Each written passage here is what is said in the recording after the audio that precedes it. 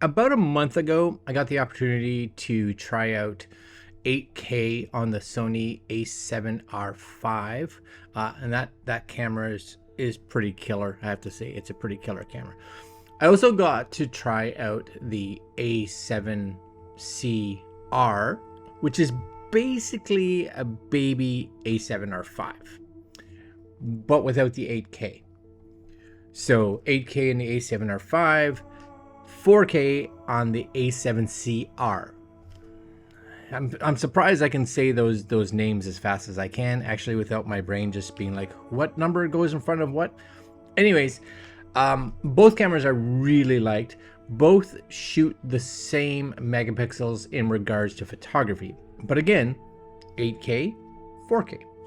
So my thought was, looking at these two cameras, in terms of photography, they're probably going to have some differences between the two because they are priced very much, different than each other. So there's got to be some things in there that separate them, but megapixels and all that seem very similar to each other. I wanted to really test these two cameras and figure out if 8K just in general was needed. And this could be 8K on a Sony camera or 8K on a Nikon or a Canon, or it doesn't really matter. Is 8K important? Now, one of the things for a lot of us just to kind of be aware of is if we are working with 8K, then you got to have a computer that's capable of kind of keeping up with it. For instance, when I was trying to edit 8K on my MacBook Pro, which is an M1, and I was just running it off of an external USB-C solid state drive, I was definitely getting some staggering issues. I was also getting some out of memory issues, and I've never experienced those with 4K. So that is definitely something to be aware of. On my Mac Studio, no issues at all. Zero issues. I could play 8K all day long. But you and I, for the most part, are probably putting out onto YouTube or whatever in 4K. So do we need to capture in 8K? If you have an 8K monitor, or if your client or whatever wants 8K, then there's no question. You gotta give them 8K. Is 8K going to be higher in resolution? For sure. Now, there are a few things that I did realize after shooting 8K. And one of them, outside of just image quality, was the fact that if you are someone that is hand holding a lot and run your footage through any kind of stabilizer software, 8K, just because it has way more detail in it and way more information in it, seems to be able to stabilize a little better. Not a huge amount better, but I did find that some of the shots, like after running stabilization, they were just rock solid. Now, if you're moving your camera around like this, nothing's gonna help fix that. But simple stuff to running, like it did a very good job. So first thing is here. I've got 8 pieces of eight pieces of footage. Is that right? Eight video clips. 3 of them right here, 1, 2, 3, were taken. I'll just scroll over here with the A7R5, and you can see here those are the 8K pieces of footage here. The next 2 pieces of footage here, these IMGs, these were actually taken from an iPhone 14 Pro, so these are 4K. And I wanted to throw an iPhone in here just because I want to see how maybe it breaks up when you really start cropping into it, because we all see it just kind of as it is, and we're always like, oh, look how good it is. But it's definitely got more compression on it, and because of that, you will see, I think, you get a bit of it breaking down. And then last but not least, we have a bunch of clips here. You can see back over here, this is 4K as well, and these were taken with the A7CR. So first off, what we're gonna do is we're gonna take iPhone footage, okay, and I'm gonna just find a piece of iPhone footage here, okay, because I wanted to see, because like we're vlogging, right? So let's bring it back here, and I'm gonna grab just not a lot of it, just we're gonna grab a little bit.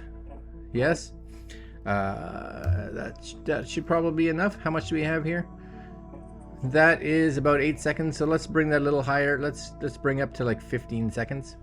So we get a decent enough thought of how much it's how this looks. And I'm gonna play this here for you guys so that you can see what it looks like. And this is just at 100%. So I am going to actually zoom this in just a tiny bit because I'm working in a letterboxed format. So there we go. Ready? This is iPhone 14 Pro 4K footage.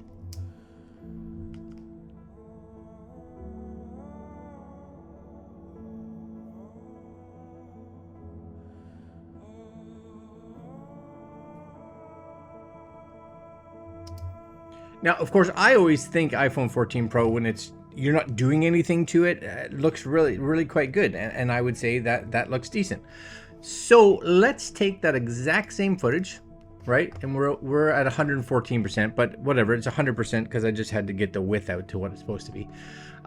And let's scale this up to 150%.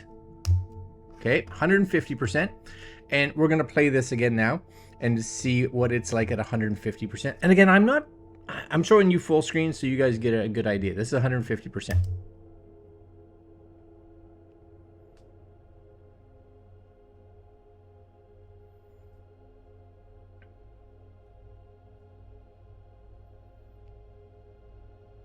Okay, so it's still, I would say at 150% is doing okay. It's not bad, right? Let's crank it back up now to 200%. We're gonna start being aggressive now. 200%. We're in there, and I'm gonna just center this maybe just a little bit so my face is kind of in the center a little bit. Okay, and go. And 4K should handle 200% decently. Then we're going to be aggressive. We're going to go up 300% and 400%. Okay, so that was 200. Let's just punch this right up to 300%. Oh, we're getting into the facial hair now, right? How well is it holding? That's at 300% with movement.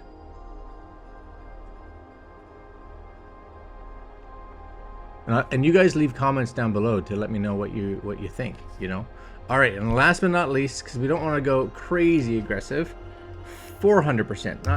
I don't think I would ever, but you can definitely start to see, even in the still shot here, that we're starting to lose a little bit, right, of resolution for sure. Like that, the 400 is being like, hey, calm down. All right. 400% with 4K footage from an iPhone. It's not bad. Is it usable? If you had to put it in small clips, I'd probably say yes. Okay, so now we're gonna do the same. I'm gonna find a clip here that has some. There's a clip of me, yes, and we'll do the same thing. We'll grab about 15-ish seconds. Okay. And I'm going to bring the volume down because we don't care. Okay. And get this up to the 114 just to fill the screen. Very good. And this is from the A7CR. Okay. 4K. Here we go. And don't look at, the shake and stuff like that, because I do find like the iPhone has incredible image stabilization on it, but for one, look at the nice blur that you get on the A7CR. That's really nice, and that looks great, right? That looks great. Of course it does. It's a 4K in 4K. So let's punch this up to 150% and a little playback. And I'm really curious to see if both of them kind of start breaking apart at the same spot. Okay, and again, this seems to hold decently. Let's go up to 200%, and we will just start moving me into the center a little bit. See, and that's the bonus, right, of having more resolution, is being able to reframe a little bit so that you and I can get exactly the shot we want. Also being able to shoot maybe a little wider and then reframe a little later, or be like, oh, you know what, I should have got a little closer to that, or be able to make it look like we shot with 2 cameras when we only shot with one by being able to punch in and out, right? So here we go.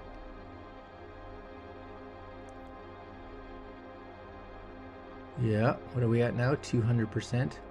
Okie dokie. Yeah, actually, even going up to 200% isn't horrible by any means. Like, you can get there. I'm just zooming in a little bit here. It's not bad. Like, it does. You still get to see a fair bit of detail. It's starting to soften a little bit for sure. And if you go back just to the iPhone footage, the same idea here. What are we at here? Is that 200%? That's 400% on the iPhone. We'll get there in a second. But whoops, if we go back, like that's. At 400%, it's soft, right? For sure. Like that's soft. That's probably not usable, but I'm curious to see what it's going to look like on the Sony once we get there. All right, let's get that back up to 300. Okay, same idea. You guys get to take a look at it. And see, when it's moving, especially when it's a little shaky like this, I find it kind of, at least on a little screen like what I'm seeing it here, it kind of hides it a little bit. But if we were to blow that up, it's still right. I'd say it's still fairly sharp, but starting to lose it for sure. And then last but not least, let's get up to that 400%. Punch it, and just before we even start, oops, I'll pause it here. I would say that is definitely sharper, right, than the iPhone is, if you look at that. And then if you go back to the iPhone footage, like look how you can start to see in the iPhone footage how that compression is there versus here, right? It just looks like, look at the detail in my lips, for instance. This looks really blotchy. So that's where I always say, like in the iPhone footage, if you really have to, and we always talk about color correcting, and they have all this log stuff you can do now. That's great. But if you do have to punch into the footage at all, this is where you're going to start seeing everything looks blotchy in here.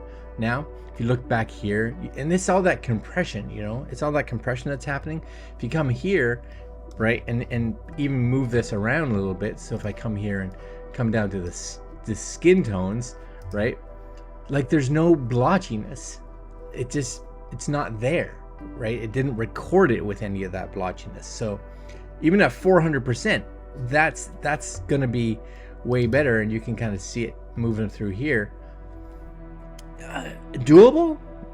Yeah, maybe. Again, it's short bursts, way more so than the iPhone can do. And again, smartphones they do have a lot of compression. They have a small sensor. It's just, there's only so much you can do with the computer inside the phone to help kind of remedy all that.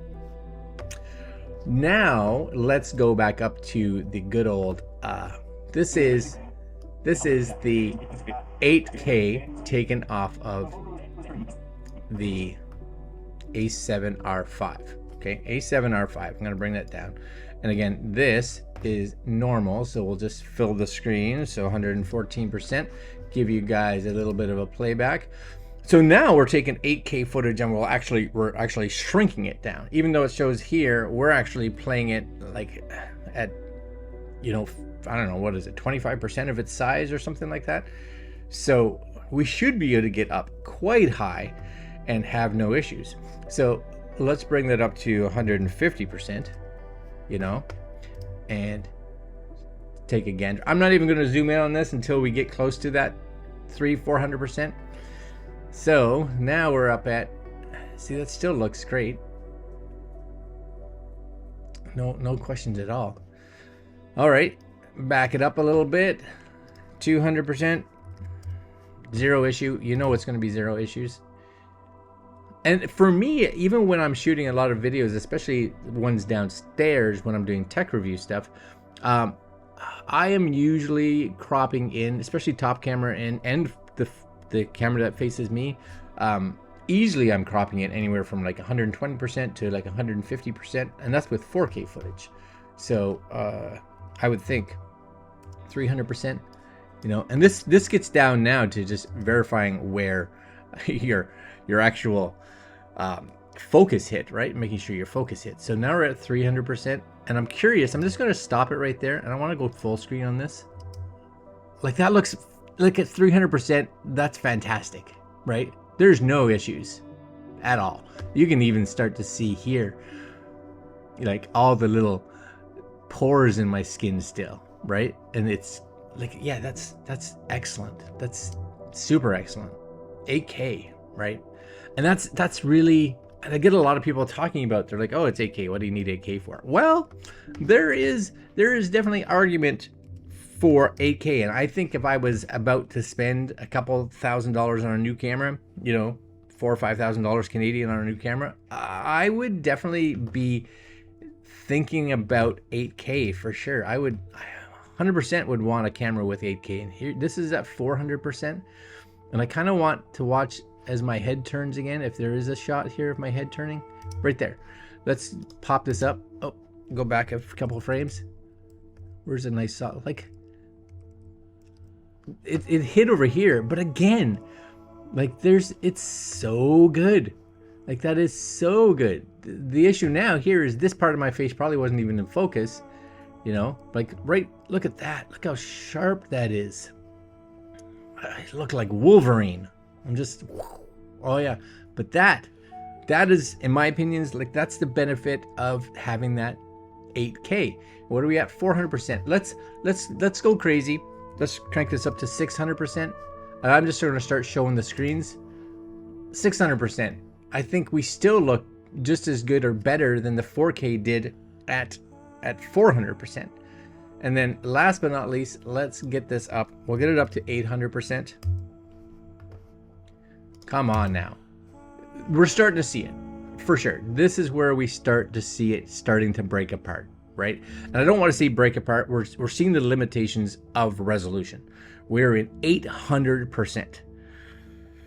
That's pretty awesome. So we already know that, you know, on a face, something like this, where you're really looking at close-up detail, that's going to be of an issue, right? And we do also know that the iPhone doesn't hold up in comparison to a mirrorless camera or anything like that. When you are starting to crop in, especially when you get probably past 200%, at 300%, you're starting to see it. At 400%, you are definitely seeing it. Whereas at 400% on the Sony, the A7CR, again, in small bursts, we could probably use it. 300%, I would say, not an issue. So let's do this. We're going to do one more test here, and this is with a shot like this. Okay, I'm just going to drag this in here. What do we got here? Fair bit. And simple thing. This is that you guys can see it here. This is just a standard clip, back and forth. Okay, looks great. Nice and clean. You know, focus probably hit nice. It was good. Sweet deal. Let's bring this again right up to 400%. Okay. So if we zoom this in, this is where you really see, you know, that softness. Yeah. So I'm not 100% sure where I hit zoom, but let's say I was down here. I think I might have been recording these guys skateboarding. So maybe you shoot a wide shot and you realize there was something really cool in your shot and you wish, hey, I wish I could kind of zoom in on that, you know? So you come here and you zoom in and you are definitely starting to see artifacting, right? In through here, for sure. You know, it's just got, you know, you can see it back here. There's artifacting happening. But, like, it's pretty clean, but there's definitely artifacting happening, for sure. You know, nothing is rock solid sharp at 400%. If we go back to the 8K, okay, and we'll do a shot like this one, which is glorious. And same idea, we're gonna bring it in here somewhere. Yes, stretch that out a little bit so we can see it, and bring my volume down. Same idea. This is the footage at normal, nice and sharp. I'm guessing my focus was somewhere in here. And if we crank this up to 400%, go big. my focus was. I'm trying to figure out where my focus was. But even that's pretty clean. I could move this around. That's probably where my focus was down there. Yeah, like that's nice and clean. And the only thing you and I are probably seeing right now is just motion blur because of the fact that we were moving, right? But like that looks great. Nothing wrong with that at all. I'm not gonna go up to 800% because I think in a shot like this we'd probably notice it. But could we get up to 600? I'm curious. Again, with a short burst, you may be able to get up to 600%. If we took a shot like this, I'm just curious here. We ran a quick stabilization on it just to see. Again, we got all that extra information that is in that 8K footage, you know, and we'll bring it to the beginning here just to see. That's not bad. Again, I'd probably just want to play around a little bit to figure out where I actually hit focus, because I'm not focus. See, focus I think was way over here, maybe. Like it's just a little bit closer, you know, I think. So let's just take a look.